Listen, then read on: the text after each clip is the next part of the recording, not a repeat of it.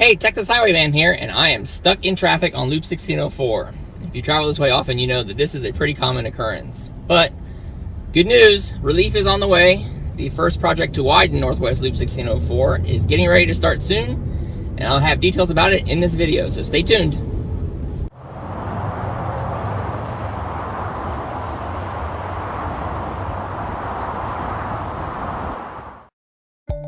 If you're watching this, you probably know that Loop 1604 from Bandera Road to I-35 is one of the most congested freeways in San Antonio and, in fact, has 2 of the 50 most congested road sections in the state. More than 100,000 vehicles per day use this freeway, with a peak volume near Bitters Road of about 165,000 vehicles per day in 2019. Traffic counts have generally doubled along most of this route over the past 20 years. The section of 1604 from Bandera to I-10 was originally a 2-lane farm road built in 1961. For a while in the 1980s, it was part of the so-called death loop due to many fatal crashes. It was expanded in 2 phases, the first from I-10 to Babcock in 1992, and the second from Babcock to Braun in 1996. It is currently a 4-lane freeway, which means 2 main lanes in each direction, with frontage roads that generally are also 2 lanes in each direction. Believe it or not, TxDOT has been planning an expansion of 1604 since around the year 2000. Numerous issues related to funding, tolling, and the required environmental studies delayed this project multiple times over the years. Previous plans included tolled express lanes, which are the plans you see here, but those were dropped a couple of years ago as the state increased transportation funding, which allowed this project to be built without tolls. With funding now in hand and the environmental studies completed, TxDOT recently awarded the first contract to expand Loop 1604 north. This first project runs from Bandera Road to I-10, and this is what I'll go into more detail on in just a minute. TxDOT plans to award the contract for the I-10 to US 281 segment later this year, and for the I-10 Loop 1604 interchange about a year from now. I'll cover those in more detail in future videos once those contracts are awarded. The stretch from 281 to I-35 is currently unfunded, and so there's no timetable for it. Here's a cross-section of the existing freeway showing the 2 main lanes in each direction and access roads.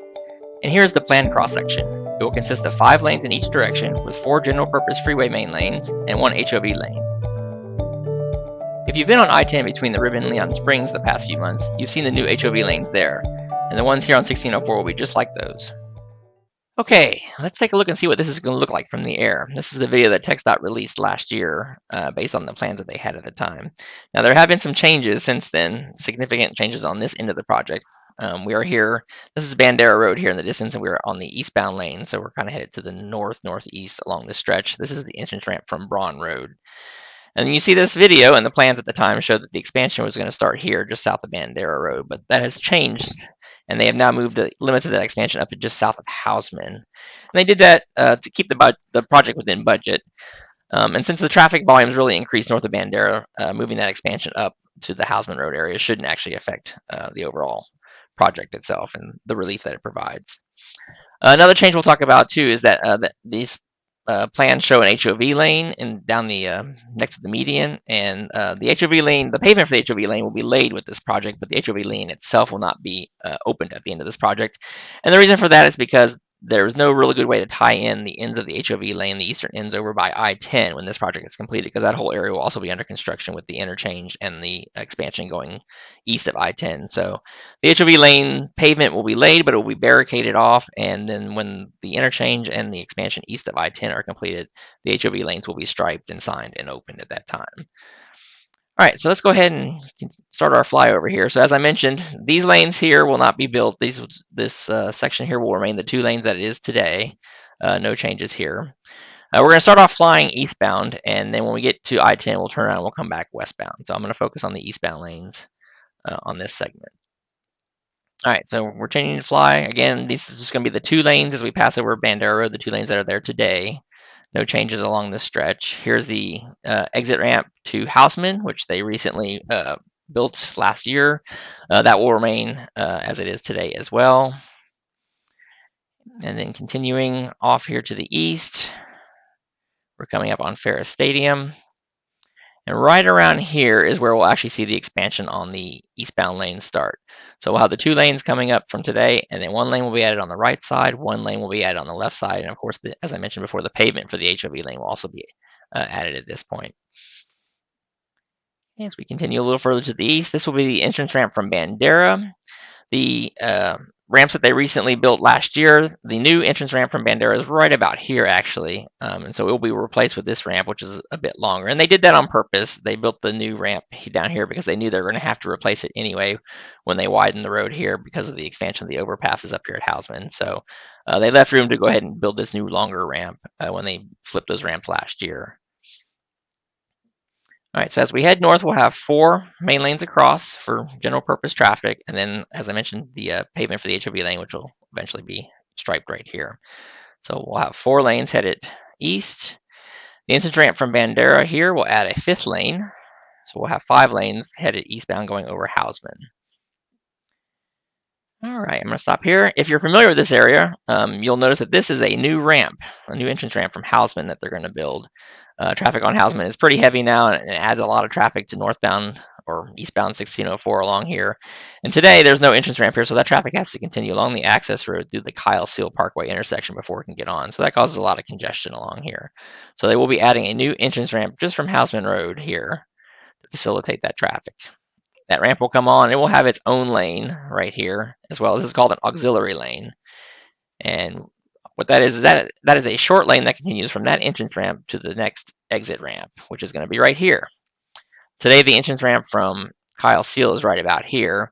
That is going to be flipped, and this will now be an exit ramp for Babcock Road. And as you can see, it's 2 lanes. The far right lane was the entrance ramp from Hausman, so those folks will move over 1 lane to continue north. And then if people want to get off at Babcock, they can use either of the 2 lanes to exit.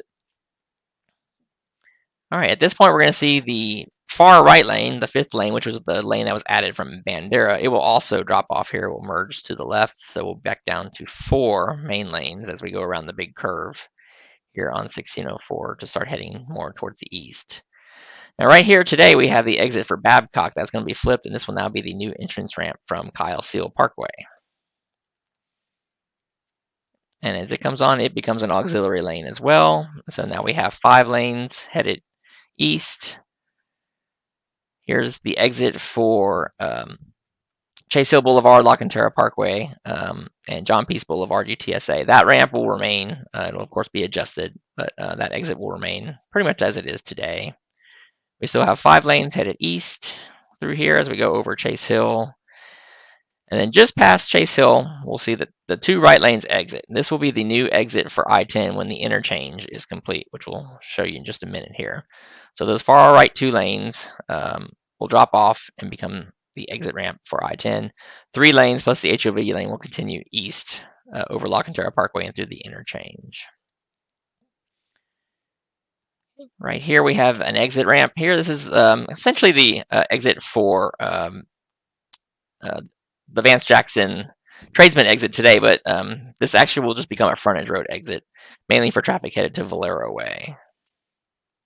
You can see here's the elevated ramp for I-10, the exit for I-10 here. And we still have 3 lanes headed eastbound on 1604. Some of you folks may wonder, 3 lanes going to be enough? And the answer to that is yes, because a lot of the traffic that's coming around 1604 in this area is exiting for I-10. So the 3 lanes going through I-10 should be sufficient to handle traffic even during peak periods.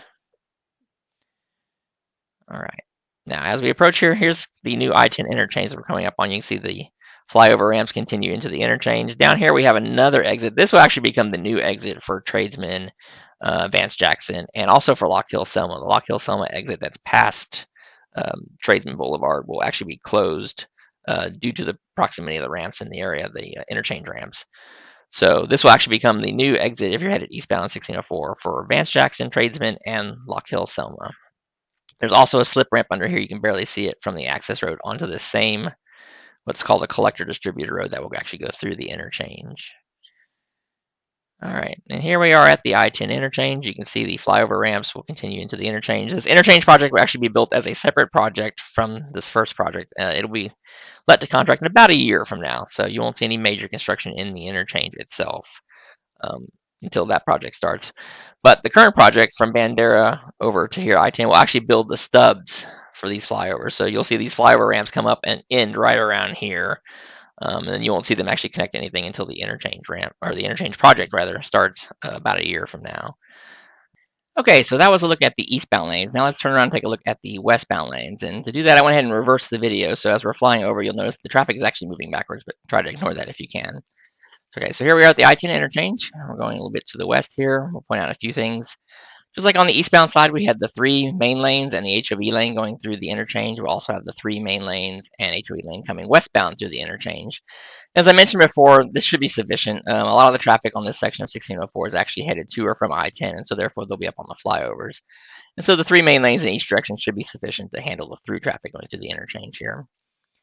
Also on the eastbound side, we point out that we had this exit going to Vance Jackson and Tradesman and Lock Hill Selma, and then going through the interchange on this collector distributor road, and then going off onto the access road on the other side of the interchange, where you're going to have the same situation headed westbound. For folks going to La Cantera Parkway or Chase Hill Boulevard or even Babcock Road now, those folks will exit on westbound 1604 just prior to getting I-10, come through the interchange on this collector distributor road, and then as they pass under the flyover here, they'll go down to the access road and continue from there. And I'll explain more about the Babcock situation in just a minute. All right, as we travel a little further to the west, here we have the elevated flyover from I-10, continuing to the west. And as we get to the main entrance of La Cantera here, you'll see there's an entrance ramp underneath the flyover here. And this is an entrance ramp to westbound 1604 from the access road. And that's mainly for folks coming from the restaurants here, perhaps coming from the park and ride. This is where you'll get on westbound 1604 if that's the direction you're headed. And it's kind of about the same place where that entrance ramp is today, that kind of braided entrance ramp that flies up and over the exit to La Cantera. But in the future, it'll just be a surface level entrance ramp here. All right, moving a little bit further to the west as we come up on La Cantera Parkway here. Here's La Cantera Parkway just off the bottom of the screen. Here's where the flyover ramp from I-10 will come down and merge into the 1604 main lane. So you have the 3 main lanes coming from the east, and then you have the 2 lanes coming down from the flyover. So at this point, you'll have 5 lanes headed westbound plus the HOV lane as it goes over La Cantera Parkway. Point out over here on the access road, as I mentioned, folks coming down the access road headed to La Cantera Parkway or Chase Hill or Babcock will be coming down the access road here. Now, if you're going to La Cantera or Chase Hill, you'll stay on the access road. But if you're going to Babcock, if you stayed on the access road, you'd have to go through the lights at La Cantera Parkway and Chase Hill. So to help those folks out, what they're going to do is they're going to build this, what's called an access road bypass lane here on the left-hand side. So if you're headed to Babcock, you'll come down the access road here, and then you'll shunt off to the left here to get on this access road bypass lane. And what that will do then is that will actually take you up and over the La Cantera intersection. So you'll skip that light, and you'll stay in this lane here, kind of an express lane if you want to call it that. And you also go up over the Chase Hill Boulevard intersection. So if you're headed to Babcock, you'll be able to actually skip both of those lights at La Cantera and Chase Hill. And then once you get past Chase Hill, that access road bypass lane will then come down and merge onto the access road about where the exit ramp to Babcock merges today. So then you can head down and turn left or right onto Babcock. Now, the reason why they had to close, they're going to permanently close that exit to Babcock that's here today. And the reason why they had to do that is because the flyover ramps from I-10 come down right around here and merge into 1604. And that's just a little bit too close to have an exit ramp then at that point, or you'd have a lot of weaving. Kind of the situation over at 410 and San Pedro today where you have all that weaving. The folks coming off from 281, the folks trying to get off at San Pedro. There's just too much weaving there, and that causes lots of problems. And so to prevent that here, they simply had to close that Babcock ramp. So that's why folks at exiting or headed toward Babcock will have to exit much further back and then continue along the access road and this bypass lane. All right, so moving further to the west, here we are getting ready to run that big curve just past Babcock. And you notice we have the 5 lanes coming in, and then right here we have an exit ramp. And this is going to be the new exit for Kyle Seal Parkway. It's about kind of where the entrance ramp from Babcock is today. But this will be flipped, and it'll be now at the exit for Kyle Seal Parkway. The far right lane, which came on again from the I-10 flyovers, will be an exit only, and then the second right lane then will be an option to either exit the Kyle Seal or continue straight through. And then that leaves then 4 main lanes plus the HOV lane to come around the corner here, headed towards the southwest. All right, as we approach Kyle Seal Parkway, where the exit for Kyle Seal is today will be flipped, and that will now be the entrance ramp from Babcock and Chase Hill and La Cantera. So if you're headed westbound on 1604 from any of those roads, you'll continue around the corner and then come up and enter 1604 right here, right before you get to Kyle Seal Parkway. And then that lane will actually add on as an auxiliary lane. So you'll now have 5 lanes again headed towards the west or southwest, plus the HOV lane as we fly over Kyle Seal here. All right, headed back a little bit further to the west. Again, if you're familiar with this area, you'll notice that this is a new ramp here between Kyle Seal and Houseman. And as I mentioned on the eastbound side, they're adding this new entrance ramp from Houseman for the same reasons they're adding an exit ramp to Houseman now. Again, a lot of traffic on Houseman, and today those folks have to exit back here at Kyle Seal, go through the light at Kyle Seal, and then go down to Houseman. That causes a lot of congestion and delay for those folks. So there's plenty of room here to add this exit ramp for Kyle Seal, so they're going to go ahead and do that, or for Houseman rather, sorry. So they're going to go ahead and do that. So if you're headed westbound 1604 now, you can skip the Kyle Seal exit, and you'll have your own exit now for Houseman. All right, as we pass over Houseman, we still have the 5 lanes headed westbound on 1604 plus the HOV lane. And then just past Houseman now, you'll notice there's yet another exit, new exit ramp here. This is about where the entrance ramp from Houseman is today, right around here. Again, they're going to flip that, and now this is going to be the exit for Bandera Road. And again, it's a 2-lane exit. And as I mentioned earlier, the plans on this end of the project have changed a bit. They've moved the limits of the expansion up to about this area. And so this video is showing the old plans where it showed 4 lanes headed past this exit. But that's actually going to change now.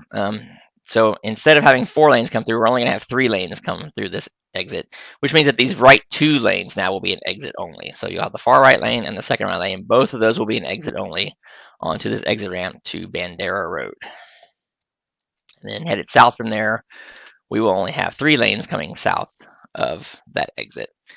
Now, right along here, when the HOV lanes are open, this will be about where the HOV lane ends as well. So you'll have the 2 lanes drop off at Bandera, you'll have 3 lanes come through, and then the HOV lane will then merge at this point, headed to the south or to the west.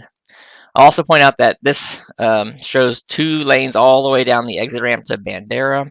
What they've done is they've going to make these 2 lanes merge into one as it comes down the exit, because they're not going to expand the access road at this point. This shows the access road at 4 lanes along here, but they're not going to expand the access road here. It's going to remain 3 lanes.